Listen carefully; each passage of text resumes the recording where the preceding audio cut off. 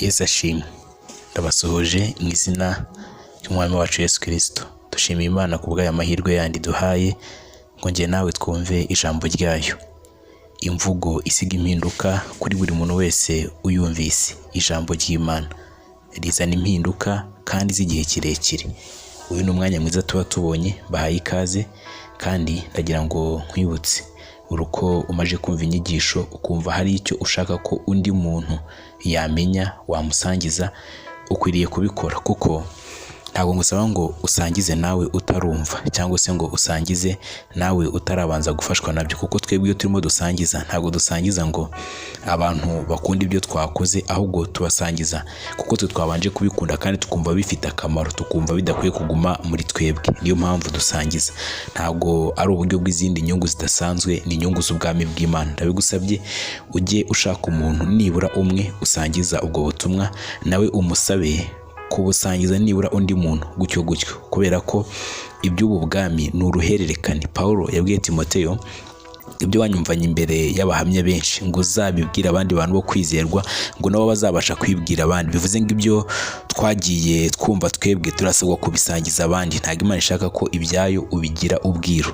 Niyo mpamvu nanjye nafashe intego cyangwa se nabigize intego yanjye ko ubutumwa bwiza nkwiriye kubusangiza mu buryo bushoboka ubwo ari bwo bwose. Nawe icyampa ukagira iryo shyaka, ubwami bw'Imana bukaguka binyuze mu butumwa bwiza. Bivuze ngo Timoteyo yabaye uwo kwizerwa, akora ibyo Pawulo yamubwiye, natwe nibitugeraho ntibigahagarare ahubwo bijye bikomeza. Ijambo ry'Imana wumva ushobora kuba waryumvise mu ndirimbo, ushobora kuba waryumvise uri muri soma, ushobora kuba waryumvise mu nyigisho runaka, ntukabyihererane. Imana iguhe umugisha. Tugiye kuganira ku nyigisho ivuga ngo umunsi umwe. Umunsi umwe.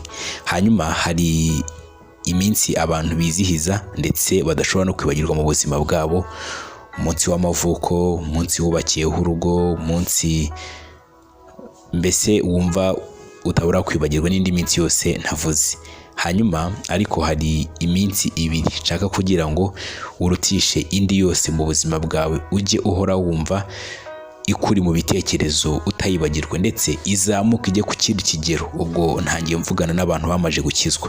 Mbere na mbere ntukibagirwe umunsi wakirijweho.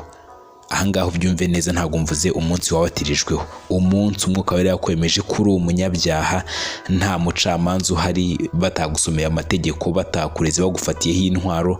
Oya, umwuka wera akagusanga, akamurika umutima wawe n'umucyo mwinshi, akakumvisha ko uri umunyabyaha, ukihana utabitewe n'umuntu ukurondoye, n'umuntu uguhanuriye, ukavuga ngo ndi umunyabyaha, nimenyeho ububi, menye ko Kristo yera yishyizeho ibyaha byanjye, none njyewe ndi mubi, niyo mpamvu mushaka ngo ankize. Hanyuma ugatsindishirizwa, ugahinduka umwana w'Imana kubwo kwizera igihe umwuka wera yinjiye muri wowe. Nicyo gihe navugaga uwo munsi ntukawibagirwe, ujye uzirikana. Nkiri kuri aha, reka mvuge n'undi muntu uri mu nyumva ariko uwo munsi utaramubaho. Ushobora kuba warinjiye no mu rusengero ariko warazimiriye mu rusengero, cyangwa se utazi uwo ukorera uwo ari we. Mu yandi magambo, uri kuruhiraho wakabaye kuba uruhukira. Mbese uri kumwe na Yesu ariko uracyarushye.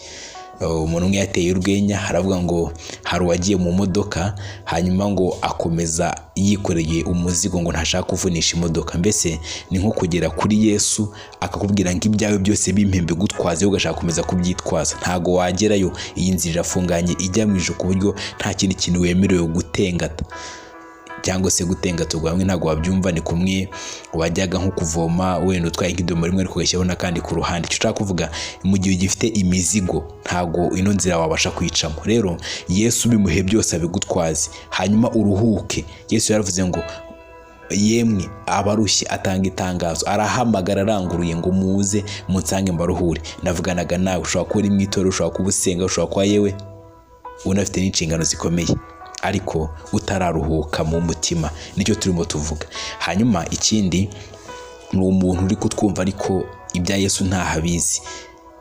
Ashobora kuba ataranabyumva, ashobora kuba abisuzuguye, ashobora kuba atabyitaho, ashobora kuba yumva ari igipindi. Iyo dusomye ijambo ry'Imana dusanga mu Bakorinto, ijambo ry'Imana dusanga mu rwandiko rwa kabiri Pawulo yandikiye Abakorinto igice cya 6 umurongo wa 2 haravuga ngo kuko yavuze iti mu gihe cyo kwemererwamo narakumviye, no ku munsi wo gukirizwamo naragutabaye. Dore none nicyo gihe cyo kwemererwamo, dore none ni wo munsi wo gukirizwamo. Iri ni ryo jambo riri muri Bibiliya, riri muri preza, riri muri iki gihe cya none. Bivuze ngo amahirwe yo gukizwa, aho umuntu abyumviye asabwa guhora yitaba, arasabwa guhita yitaba iryo jwi rimuhamagara, kuko niba bavuze ngo umunsi wo gukirizwamo n'uyu, ukumva ijwi ukaryirengagiza, bivuze ngo ejo ntabwo uzi niba ari ahawe, kuko ijambo ry'Imana tubwiye ngo ntitukiratane iby'ejo tutazi icy'ejo hazacyana cyangwa icyo umunsi w'ejo uzazana. Bivuze ngo niba wumva iri jwi ry'Imana iguhamagara binyuze muri njye, ndakwinginze ntiwinangire umutima, ngwino kuri Yesu akuruhure, aguture iyo mitwaro, uve muri ubwo buzima bw'icyaha, ubwo buzima bubi, ubwo buzima bwo kutumvira Imana no kwigomeka. Ushobora kuba udakora ibyaha bikomeye, ushobora kuba udasambana, ushobora kuba utanywa itabi, ushobora kuba yewe utari n'umujura abantu bakuzi, ariko ukigenga, ukiyobora, uri ikigomeke. Ntabwo Imana ikugenga. Imbere y'Imana ntabwo ikubara nk'aho wakijwe ngo wozwe n'amaraso ya Yesu, iracyakubara mu banyabyaha. Icyamukumva ijwi ry'Imana ukaza ukaryitaba.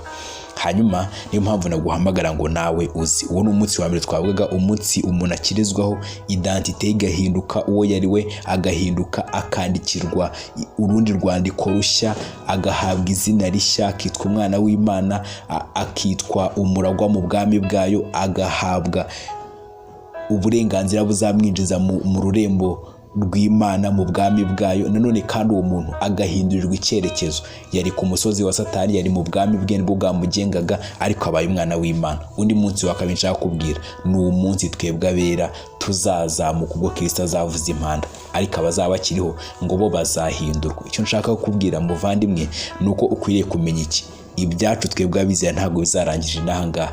Aha turi abagenzi, turimo gusa, turi aha mu isi, twahanyujijwe kugira ngo duhagararire Kristo, abandi bose tubabere umucyo, baze kurigwa. Naho ubundi iwacu sina, ahubwo turi abashyitsi n'abimukira mu gihugu kitari iwacu, turi abambasaderi hano mu isi ba Kristo.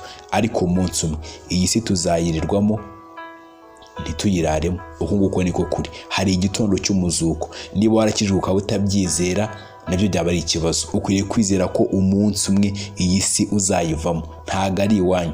Nicyo gituma abantu bamera nkaho isi bahageze iwabo, bagashaka kurunda ibintu byose. Ntabwo tukubuza gukora, ariko ukore ubuzirikana ko ibyo ngibyo uri gukora uzabisiga igihe kimwe, ukajya kubana n'uwagukunze, mukibanira akaramata. Mu yandi magambo, nyuma y'ubuzima hari ubundi buzima. Tuzabana n'Imana ku bamaze kwizera Kristo nk'umwami n'umukiza, bagashyirwaho ikimenyetso kigaragaza ko batazarimbuka. Ariko abandi nabo hari andi mahitamo ya kabiri ahari, ni Satani, kuba mu muriro utazima. Reka nkubwire, turimo kukubwira iby'agakiza kugira ngo wihane, uze mu nzira nziza, wizere Yesu, agutsindishirize, agukureho urubanza. Ikindi, igihano cy'ibyaha arirwo rupfu rwa kabiri kigukurweho kubwo kwizera. Ariko nutabikora, nta kabuza, nyuma y'ubu buzima hari amahitamo abiri yonyine: hari ijuru, hari n'umuriro. Bivuze ngo ntago nimo kugutera urwanya, nimo kukubwira ubutumwa bwiza kubw'imbabazi z'Imana, ngo wumve igikwiriye ubuzima bwawe. Imana yagushyize imbere amahitamo abiri. Hari amahitamo muri iyi si menshi dukora. Ubu buzima bwa mu isi butanga amahitamo menshi, ariko ubuzima bwa nyuma y'ubu buzatanga amahitamo abiri. Nta hagati na hagati, nta purgatori, nta kugusengera ngo oya, ibyo wakoze nibyo bizagena aho uzaba nyuma y'ubuzima. Ibyo wakoze bihese. Umurimo wa mbere ni ukwizera Yesu, umwana w'Imana, ari we yatumye mu isi, hanyuma ibindi byose biza nyuma. Rero nshuti yanjye, icyo ngusaba nuko uyu munsi urimo kumviraho iri jwi wafata umwanzuro ukavuga ngo nanjye ndaje Yesu. Reka nkubwire ikintu kimwe: Yesu ni umunyembabazi, agira impuhwe nyinshi. Ntabwo n'umugeni imbere ari buze kubwira ngo nawe uraje, nawe agira imbabazi, yiteguye kukwakira, ateze ibiganza ngo nawe aguhe ikaze. Ariko umunsi umwe abera tuzataha. Muhumure, abera tuzataha, kandi mu ijuru ni igihugu cyacu. Mu gihe tuzakigeramo tuzahimbaza Yesu umukiza, azahanagura amarira yose twarize. Ni ukuri ijuru ririho, ijuru rirafatika, dutangira kuryumva tukiri n'ahangaha, dutangira kurisogongera, dutangira kumva ubwiza bwaho, dutangira kumva intashyo zaho mu mitima yacu, tukumva turaruhutse. Ntabwo twari twagerayo ariko ni iwacu. Bajya badusuhuza, bajya baduha amakuru, bajya batubwira uko bimeze, bakatubwira bati nubwo murira, nubwo mubabazwa, aho si iwanyu, muzataha. Cyangwa nawe tukazatahana, cyangwa nawe tukazabanayo, cyangwa nawe tukazaririmbana izo ndirimbo. Rero tugiye gusenga. Niba ufashe umwanzuro wo kuza kuri Yesu, ni ukuri uhisemo neza, ntabwo uzabyicuza, ntabwo uzabyicuza.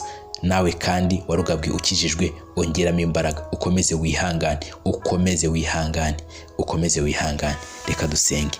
Urakoze Data wa twese kubw'uyu mwanya mwiza, kutuganiriza ijambo ryawe. Urakoze kumbashisha ngo nganirize ubwoko bwawe iby'iri jambo. Wabingingaga unyuze muri njye, kandi nanjye urushaho kunyigisha ngo ndusheho kukumenya rwose. Urakoze kutwigisha, utubwiye iby'iminsi 2 tugoye kuzirikana.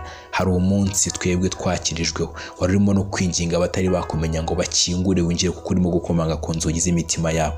Nanone uratubwira ngo igihe kimwe tuzataha tugera iwacu mu ijuru. Icyama iri jambo karikoresha birenze uko ndivuze. Urakoze, icyubahiro cyose kikugarukire mu izina rya Yesu, amen.